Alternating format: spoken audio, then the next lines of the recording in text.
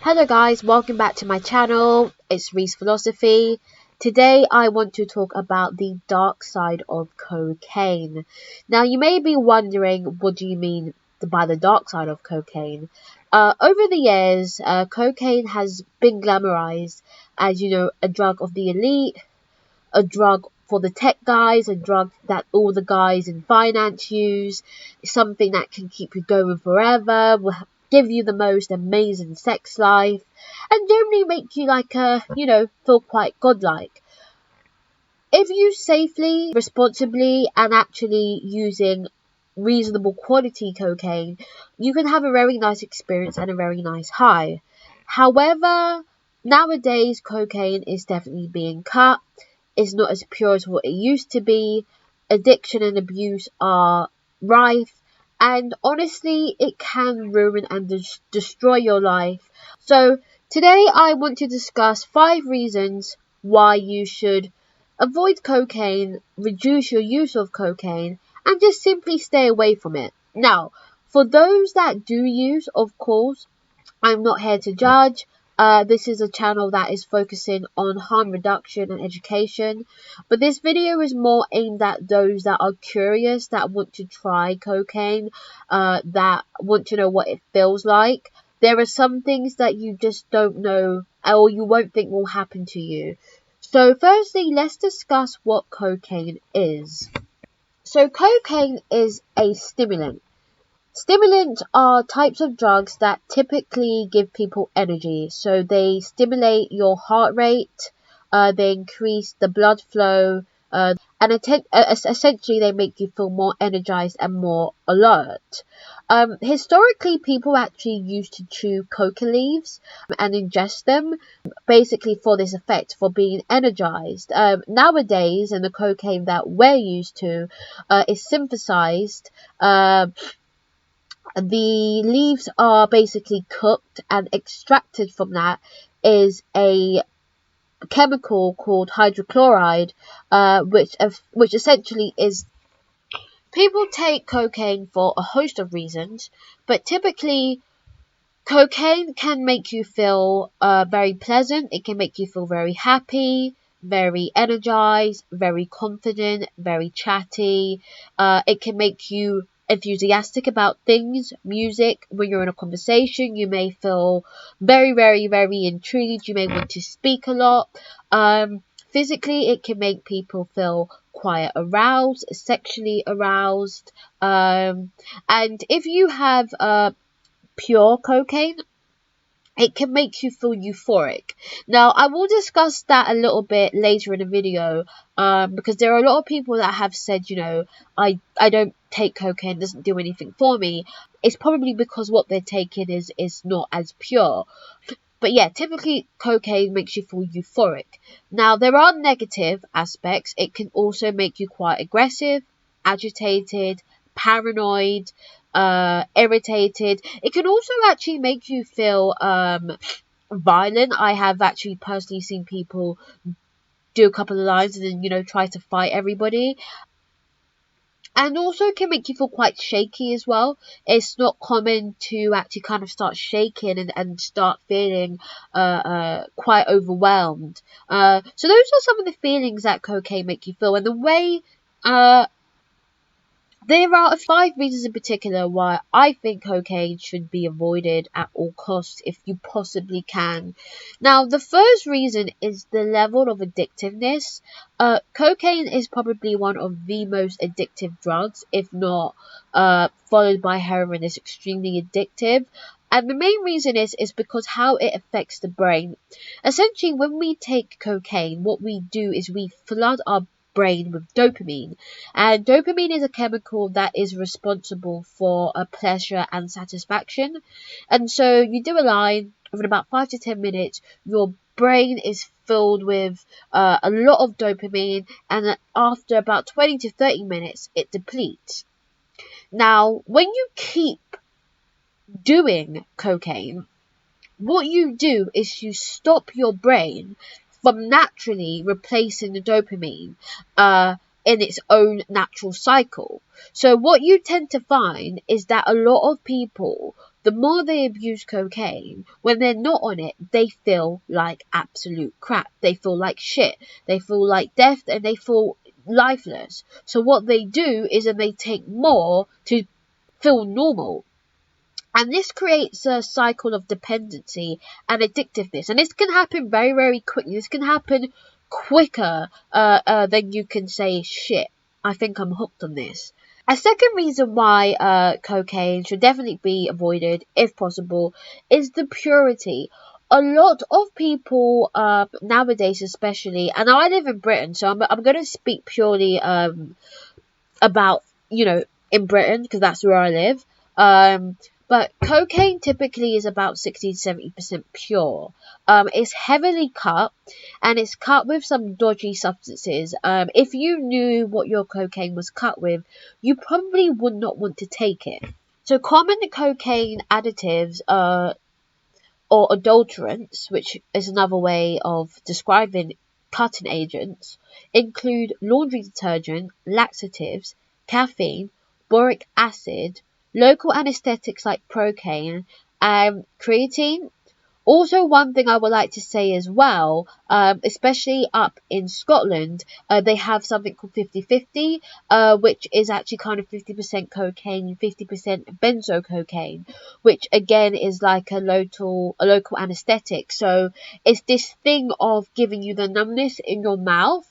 And also, this is another misconception.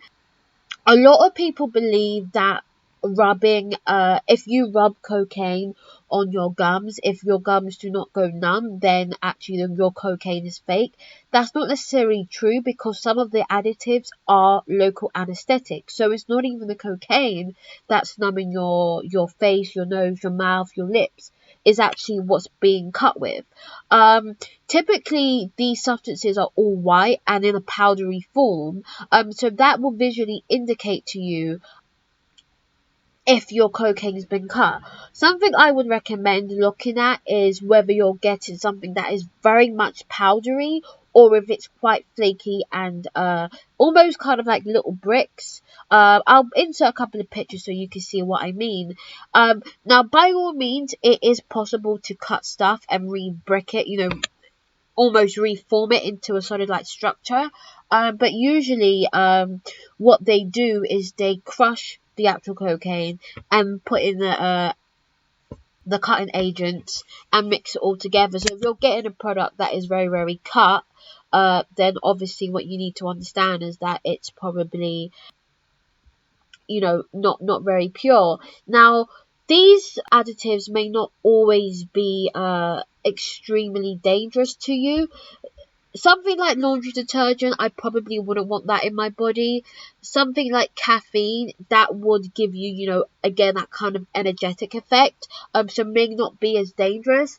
Another indicator usually is how much you pay for it. Depending on where you live in the world, prices usually range differently. I live in the UK, and in the UK where I'm from, I'm used to a scale essentially of point for point, meaning 1 point is equal to £10. So 1 gram should cost you £100. Half a gram should cost you £50. If you're buying something like, a 0.6 or 0.7 and you're paying £40 for it, then you're probably not getting pure cocaine. So that's also another indicator. That's just something to look for. But cocaine nowadays is not it's not as pure as what it used to be. So that's one reason you should be quite aware of it. The third reason why I believe cocaine should be avoided or reduce the use of cocaine is because it can make you do some very, very strange, interesting things. I personally like to describe cocaine as the drug of the ego. It's probably one of the most egotistical substances you can probably use.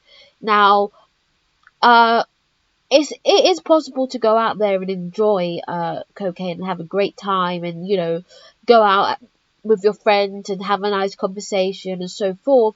But it can make you do some really dodgy things. It can make you very arrogant. It can make you very self-centered. It will make you kind of cut people off in the middle of a conversation. Sometimes when you're on cocaine, you almost just don't even give a shit about what the other person's saying. You just want to talk.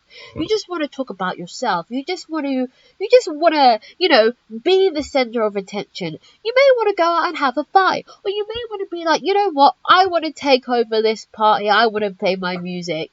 I want it to be all about me. Now, of course, these are just extremes. But depending on your natural personality, depending on how you are as a sober person in your day-to-day life, cocaine can make you do some real dodgy things. It can make you do some very promiscuous things, very risky behavior. When you start mixing cocaine with other drugs, such as alcohol as well, it can put you in some really risky situations. So it's something to just be aware of. It's not like maybe ecstasy, where ecstasy is going to make you just fall in love with everything and everyone. Cocaine, you may not really know. And also another thing I would like to add as well is kind of linking to the second point about purity. Depending on what your cocaine is cut with and how pure it is, will actually give you a very different effect. If you've ever experienced more speedy, more meth cocaine, you will feel very on edge, you'll feel very tense, you'll physically feel tension throughout your body, a clenched jaw, a clenched face. You won't really feel good at all. Whereas obviously on the opposite end, a nice cocaine will make you feel very euphoric, quite friendly, very open, and very much communicative.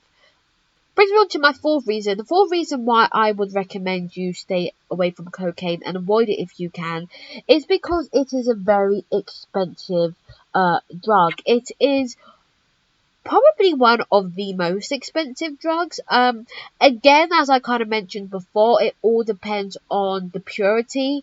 People don't want to spend hundreds of pounds on cocaine.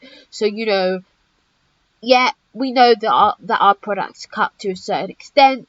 If you are somebody that likes good cocaine and you're willing to spend the money and you can afford, then you will.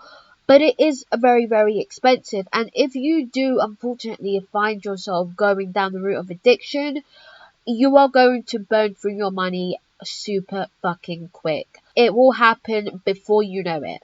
And the last reason why you kind of want to avoid cocaine if you can is the damage it does to your body. Now, obviously mentally, we already discussed that is a very addictive substance. So we know that it basically destroys our natural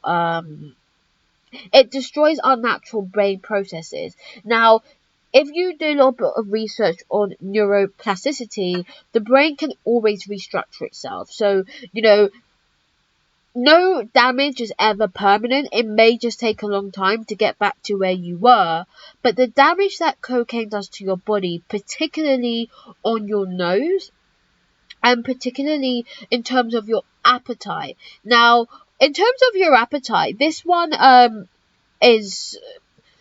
cocaine is a stimulant, so it speeds up your metabolism, you don't feel hungry, and as a result, especially if you binge, what you might find is a couple of days, you've lost a little bit of weight, you have no appetite, you haven't eaten, and, you kind of feel a little bit, lighter. It's basically because you lose your appetite, and obviously the more you use, the less appetite you have, and you will lose a lot of weight. The second thing is the damage it does to your nose. Now, I might include some images. They might be a little bit graphic, but especially now, I don't know if this is true or not. I don't know if this is a myth. A lot of people say that pure cocaine doesn't really affect your nose. I don't really believe as human beings we should be putting anything up our nose apart from air. So I don't truly believe that. But again, with all the cutting agents, after a while, this can fuck your nose up. Be very, very careful with what you use. For instance, if you use things like, first of all, how you actually snort the cocaine. I always recommend actually getting sniffing tubes or snorters or snuff tubes, whatever you want to call them, preferably something like a stainless steel one, something that you can actually clean. You can get ones with a rounded edge so it fits nicely in the nostril. You want to avoid things like, you know, plastic or anything that's sharp, because you can get little cuts in your nose, and obviously as you are sniffing the cocaine, it will actually get into these cuts, and there you go, you have an infection. We get a lot of naturally our body will produce mucus. Mucus is the basically our body's way of defending whatever the hell it is we're putting in our nose. So your nose tends to get very, very, very, very blocked. And so what you will find is people, you know, once your nose is blocked, you should probably call it a day. But what you will find is, especially when you're on a roll and you can't stop, people will be blowing their noses consistently. They will be using things like Sudafed or decongestants. These things you're not supposed to use multiple times. You should probably be used they say like 2 to 3 times a day. People are using these back to back to back to back, constantly blowing their nose and then still sniffing, and you just start to ruin your nose. And the more you do it, you will get a little hole in your nose. And you know, people talk about having holes in their septum. You start losing flesh. You constantly have a blocked nose, a runny nose. So those are just 5 reasons. There are a lot more. I might do another video. If you guys are interested in seeing another video, do let me know. If there's anything I have missed, do drop it down in a comment. Please do like, share and subscribe. Catch you guys soon.